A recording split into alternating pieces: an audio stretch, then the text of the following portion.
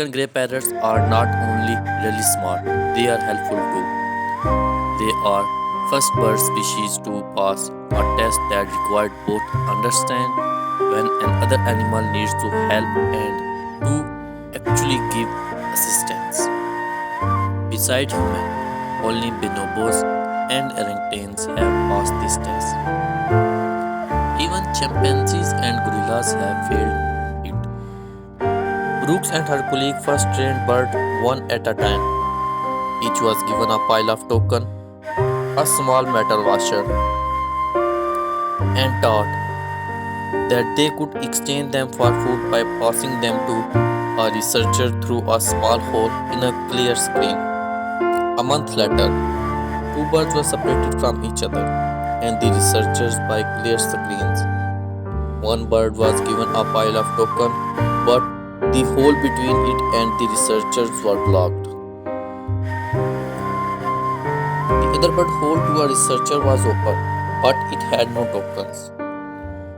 There was a third hole in the screen between two birds, allowing them to pass objects through it. 7 out of 8 African grey parrots passed token through this third hole to birds without tokens. So, those birds could swap food to each other. They spent more tokens. When the other bird was the one they spent a lot of time with a friend, but still did it for the birds they spent little time with. If there was a no other bird, they didn't pass token through the hole. And if both holes to the researcher were closed, so neither bird could exchange food or token. Those with tokens passed far fewer to the other birds. The test required both intelligence and helpfulness, say bugs. They need to understand that the other bird is in need to help. The pair also tested blue-headed macaws, but found that they didn't help other macaws. In 2015, another team found that ravens didn't help each other.